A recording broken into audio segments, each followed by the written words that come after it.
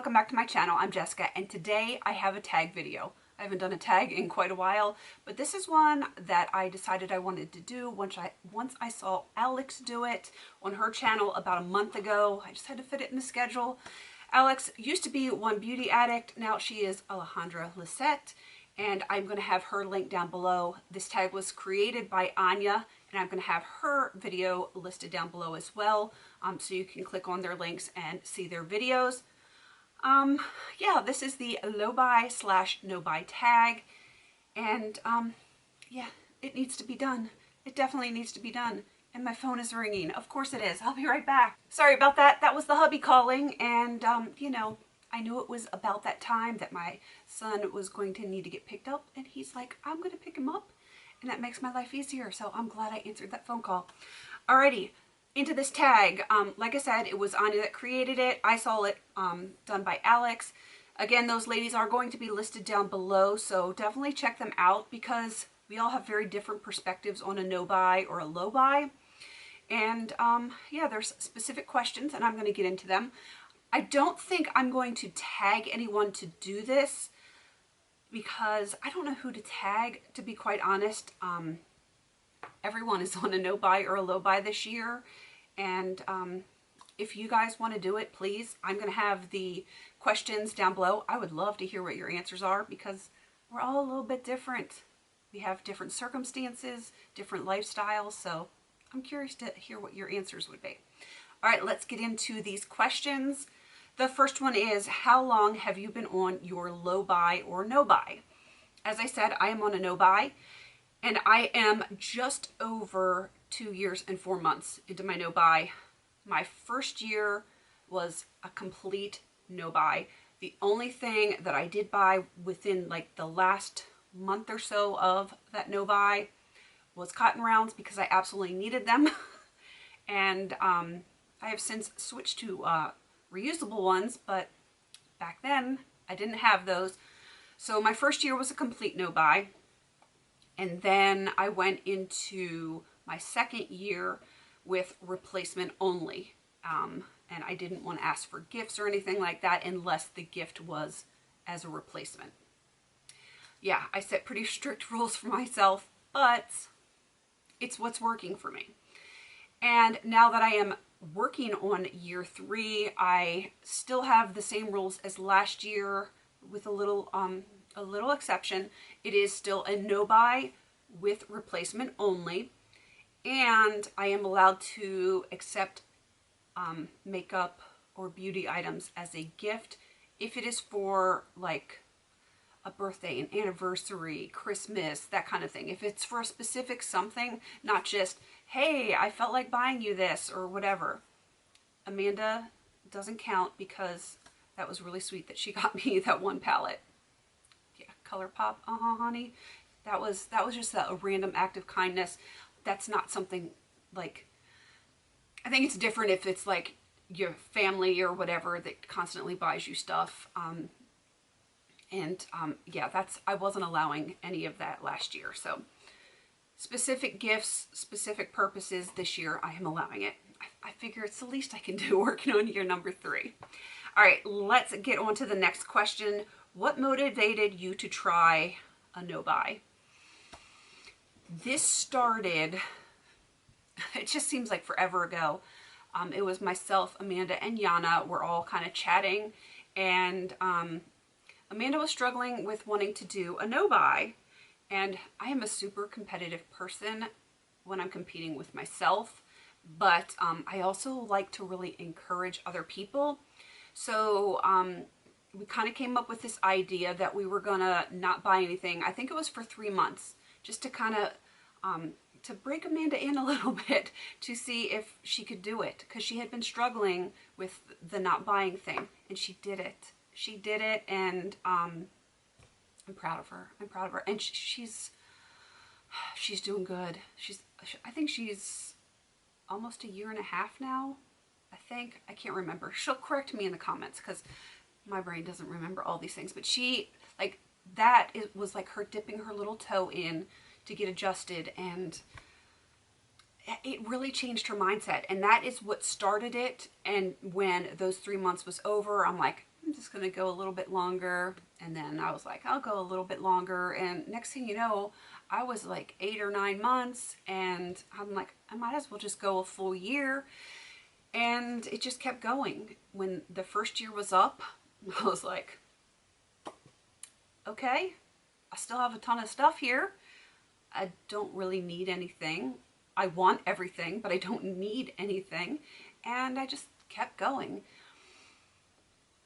And yeah, it just keeps going. It's kind of got a mind of its own now at this point with my no-buy. I don't think anyone expects me to break it. I don't think so. If you expect me to break it before year 3 is up, let me know in the comments. I'm curious who thinks I can make it to year 3 and who thinks I can't. All right, the next question is, are there any YouTubers who motivated or inspired you on your no-buy journey? Sorry, I forgot the last word. On your no-buy journey. I would say absolutely yes. The primary person that inspired me, I think I've said this quite a lot already, is Ella's for Living. She is amazing. I just think she's a wonderful woman, and she is inspiring to a lot of people.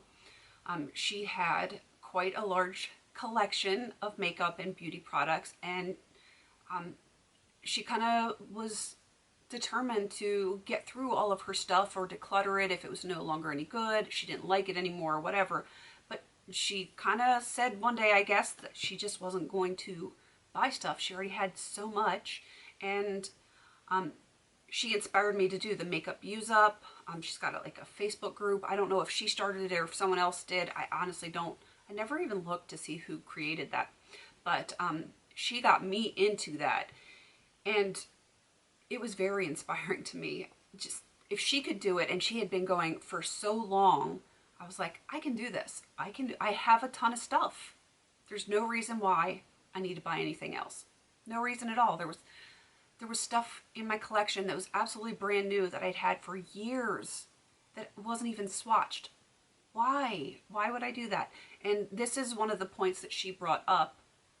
And there's no legitimate, valid reason why anyone needs to have that much makeup and keep buying more.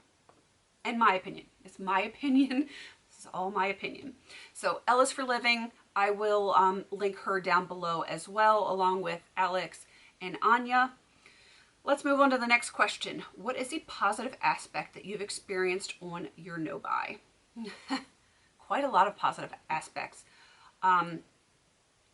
One, I have more room in my vanity area. My linen closet, which used to be all my beauty products, like my shampoo, conditioner, body wash, lotions, sprays, perfumes, all that stuff. It used to be like 99% my beauty stuff, and now is less than half my beauty stuff, and I actually have linens in my linen closet. So that is a major thing to me. Cabinets in my bathroom were the same thing. I have a freestanding cabinet. It's very pretty. It's supposed to be decorative. I had all my stuff just piled on there. Like, not piled, it was placed nicely, but like there was no extra space to put anything else. And I'm like getting shelves back in there. The cabinet in the bottom is now like for family use stuff, and it feels good. The drawers in the cabinets in the other part of my bathroom, my downstairs bathroom, like I had stuff everywhere, and I'm gaining that space back. That feels amazing. And the other positive aspect is probably the most important one to me. Might not be for other people, but I was buying because of stress and anxiety. I have anxiety. I make no bones about that. I am a high anxiety person, so I would anxiety buy, and then when I would look at all my stuff, all this beautiful stuff that I just had to have but never use, would cause even more anxiety, because I don't like to be overwhelmed with clutter and things like that. And I have noticed since I have less stuff around me, I don't have the same anxiety about the stuff. I hope that makes sense. Do I still have too much? Of course, but definitely the anxiety about how much I have has lessened significantly, and that to me is worth all of the products that I possibly could have bought in this 2 years and 4 months that have passed. There is no product or value that you can put on your own mental health. That's just my opinion. So that is big positive for me. All right, moving on. What is a negative aspect that you've experienced in your no buy? Negative is relative. Nothing completely detrimental, earth-shattering, or anything like that. I guess the only negative, and it really is an inconsequential negative, is the fact that when people start talking about this new highlighter or this new eyeshadow palette or whatever the new thing is, a new lipstick, a new blush, I don't know what they're talking about. I mean, I could go look it up, but I can't experience it and that kind of stuff. And I don't really want to, so it's not really a super big negative for me. But I guess that's the thing. I don't have FOMO. I've never been into buying limited edition. It's just that I feel like I can't be part of a conversation talking about a product that's new because I just don't have any experience with it if I've even seen it, because I don't seek out what is new in a lot of collections. I don't do that anymore. So that is a negative where I feel a little out of the loop. All right, let's see. Do you think a low buy or a no buy is beneficial for everyone?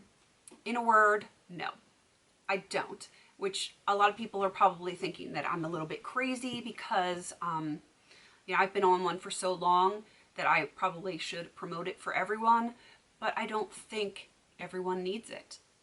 I really don't. There are tons of people out there that have very minimal collections, 1 or 2 eyeshadow palettes, 1 or 2 blushes, and, you know, a handful of lipsticks. Those kind of people, they seem to self-regulate. They obviously have self-control or aren't tempted or whatever. They don't feel like they need retail therapy. Those people don't need a low buy or a no buy. They're kind of already doing it. And it doesn't make sense to even think about going on a no buy or a low buy when you have so little. I mean, why restrict yourself when you already are doing that? I mean, you're not reinventing the wheel if that's your lifestyle. So I don't think people like that really need to be on a no buy or a low buy. People like myself, or people that have collections way worse than mine, which mine is getting better, still not there, but getting better. People that have the amount of stuff that I have or more, and feel the need to keep going out and buying more stuff, almost to like a hoarder level, especially the people that aren't using their stuff. Those people desperately need a no buy. Absolutely. Not a low buy, a no buy. And it's hard. Once you get to a certain level, it's hard because you're used to buying things. It's a habit almost. And those are the people that need it worse. They need it more than anyone else. And I say that based on my opinion, because most of you that watch me on a regular basis know I don't like to waste things. I have never been a wasteful person. Obviously, there is some waste here and there, but I don't like to spend money on something, have it go bad, and throw it in the trash. I don't want to buy something and say, it's not my absolute favorite anymore, throw it in the trash. That's not the lifestyle that I want to live. So I kind of feel from my own personal perspective and how I feel about wastefulness, I think that people that have a ton, and you guys know what I mean by a ton, I think those people need to evaluate some things in their lives and in their collections, and definitely at least start with a low buy and then consider a no buy, because you got too much stuff like I do. I'm speaking to myself here too. So yeah, if you are in that category, you guys know if you are or not, and you got to be honest with yourself. Be real. Be real. All right, let's see. The next one is why or why not. I kind of covered that.